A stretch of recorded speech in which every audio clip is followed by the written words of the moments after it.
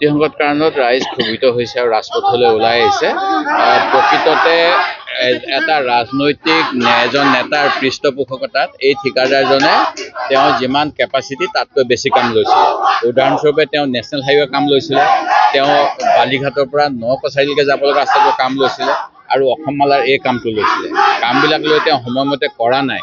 তেওঁ অসম চৰকাৰক প্ৰতিশ্ৰুতি দিছিল যে তেওঁ দুটা কাম চাৰেণ্ডাৰ কৰিব, কিন্তু মই গম পাইছোঁ যে তেওঁ চাৰেণ্ডাৰ নকৰি কোৰ্টৰ আশ্ৰয় লৈ অসম চৰকাৰৰ বিৰুদ্ধে তেওঁ গোচৰ তৰিছে আৰু তেওঁ এতিয়া আৰ্বিট্ৰেশ্যনত নিবলৈ বিচাৰিছে।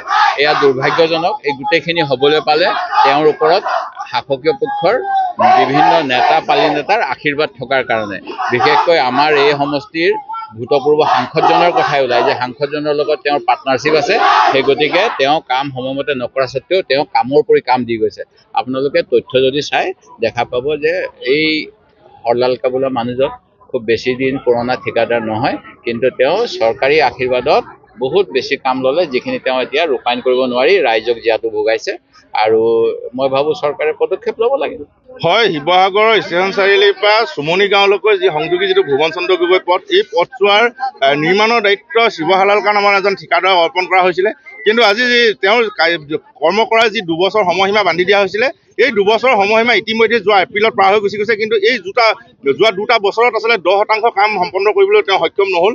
আৰু এই যিজন ঠিকাদাৰ, এই ঠিকাদাৰজনক লোক নিৰ্মাণ বিভাগে কিন্তু এতিয়ালৈকে তেওঁৰ ওপৰত কিন্তু বিহিত ব্যৱস্থা গ্ৰহণ কৰিবলৈ সক্ষম হোৱা নাই। গতিকে ইয়াৰ পৰা আমাৰ এটা সন্দেহ হৈছে যে লোক নিৰ্মাণ বিভাগৰ যিসকল কৰ্তৃপক্ষ আছে বা অসম চৰকাৰৰ যিটো লোক নিৰ্মাণ বিভাগ আছে, এই গোটেই বিভাগটোৱে আচলতে এই শিৱহালালকা নামৰ ঠিকাদাৰজনৰ লগত যেন কিবা তেওঁলোকৰ মিতিয়ালি আছে তেনেধৰণৰ আমাৰ সন্দেহ প্ৰকাশ হৈছে। আৰু সেইবাবে যোৱা 2টা বছৰে আচলতে এই ৰাইজে যিটো দুৰ্ভোগ ভুগিবলগীয়া হৈছে তাৰ প্ৰতিবাদত আজি ৰাইজ ওলাই আহিছে আৰু এই ৰাইজৰ লগত হয়তো টাইম ছাত্ৰ সন্থাই থিয় হৈ আছে। গতিকে আমি আজি এই প্ৰতিবাদ থলী পাই চৰকাৰ তথা প্ৰশাসনক এটা দাবী জনাইছোঁ যে অহা এমাহৰ ভিতৰত তেওঁলোকে এটা স্থায়ী সমাধানৰ পথ উলিয়াওক, অন্যথা কিন্তু ৰাইজে অনিৰ্দিষ্টকাললৈ এই পথছোৱা বন্ধ কৰি দিবলৈ আমি বাধ্য হ'ম। আৰু তাৰ বাবে যদি কিবা অনাকাংক্ষিত পৰিস্থিতিৰ সৃষ্টি হয় তাৰ বাবে কিন্তু ৰাইজ বা হয়তো টাইম ছাত্ৰ সন্থা জগৰীয়া কিন্তু নহ'ব। ব্যক্তিগত কাৰণত ৰাইজ ক্ষোভিত হৈছে আৰু ৰাজপথলৈ ওলাই আহিছে। প্ৰকৃততে এটা ৰাজনৈতিক এজন নেতাৰ পৃষ্ঠপোষকতাত এই ঠিকাদাৰজনে তেওঁ যিমান কেপাচিটি তাতকৈ বেছি কাম লৈছিলে। উদাহৰণস্বৰূপে তেওঁ নেশ্যনেল হাইৱে কাম লৈছিলে, তেওঁ বালিঘাটৰ পৰা নকছাৰীলৈকে যাব লগা ৰাস্তাটো কাম লৈছিলে আৰু অসম মালাৰ এই কামটো লৈছিলে। কামবিলাক লৈ তেওঁ সময়মতে কৰা নাই। তেওঁ অসম চৰকাৰক প্ৰতিশ্ৰুতি দিছিল যে তেওঁ দুটা কাম চাৰেণ্ডাৰ কৰিব, কিন্তু মই গম পাইছোঁ যে তেওঁ চাৰেণ্ডাৰ নকৰি কোৰ্টৰ আশ্ৰয় লৈ অসম চৰকাৰৰ বিৰুদ্ধে তেওঁ গোচৰ তৰিছে আৰু তেওঁ এতিয়া আৰ্বিট্ৰেশ্যনত নিবলৈ বিচাৰিছে। এয়া দুৰ্ভাগ্যজনক। এই গোটেইখিনি হ'বলৈ পালে তেওঁৰ ওপৰত শাসকীয় পক্ষৰ বিভিন্ন নেতা পালি নেতাৰ আশীৰ্বাদ থকাৰ কাৰণে, বিশেষকৈ আমাৰ এই সমষ্টিৰ ভূতপূৰ্ব সাংসদজনৰ কথাই ওলাই যে সাংসদজনৰ লগত তেওঁৰ পাৰ্টনাৰশ্বিপ আছে। সেই গতিকে তেওঁ কাম সময়মতে নকৰা স্বত্বেও তেওঁ কামৰ পৰি কাম দি গৈছে।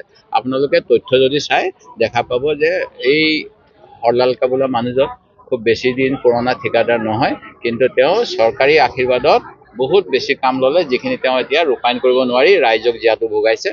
আৰু মই ভাবোঁ চৰকাৰে পদক্ষেপ ল'ব লাগে। হয়, শিৱসাগৰৰ ষ্টেচন চাৰিআলিৰ পৰা চুমনি গাঁৱলৈকে যি সংযোগী যিটো ভুৱন চন্দ্ৰ গগৈ পথ, এই পথছোৱাৰ নিৰ্মাণৰ দায়িত্ব শিৱহালালকা নামৰ এজন ঠিকাদাৰক অৰ্পণ কৰা হৈছিলে। কিন্তু আজি তেওঁৰ কৰ্ম কৰাৰ যি 2 বছৰ সময়সীমা বান্ধি দিয়া হৈছিলে, এই 2 বছৰৰ সময়সীমা ইতিমধ্যে যোৱা এপ্ৰিলত পাৰ হৈ গুচি গৈছে। কিন্তু এই যোৱা 2টা বছৰত আচলতে 10% কাম সম্পন্ন কৰিবলৈ তেওঁ সক্ষম নহ'ল। আৰু এই যিজন ঠিকাদাৰ, এই ঠিকাদাৰজনক লোক নিৰ্মাণ বিভাগে কিন্তু এতিয়ালৈকে তেওঁৰ ওপৰত কিন্তু বিহিত ব্যৱস্থা গ্ৰহণ কৰিবলৈ সক্ষম হোৱা নাই। গতিকে ইয়াৰ পৰা আমাৰ এটা সন্দেহ হৈছে যে লোক নিৰ্মাণ বিভাগৰ যিসকল কৰ্তৃপক্ষ আছে বা অসম চৰকাৰৰ যিটো লোক নিৰ্মাণ বিভাগ আছে, এই গোটেই বিভাগটোৱে আচলতে এই শিৱহালালকা নামৰ ঠিকাদাৰজনৰ লগত যেন কিবা তেওঁলোকৰ মিতিয়ালি আছে তেনেধৰণৰ আমাৰ সন্দেহ প্ৰকাশ হৈছে। আৰু সেইবাবে যোৱা 2টা বছৰে আচলতে এই ৰাইজে যিটো দুৰ্ভোগ ভুগিবলগীয়া হৈছে তাৰ প্ৰতিবাদত আজি ৰাইজ ওলাই আহিছে আৰু এই ৰাইজৰ লগত হয়তো টাইম ছাত্ৰ সন্থাই থিয় হৈ আছে।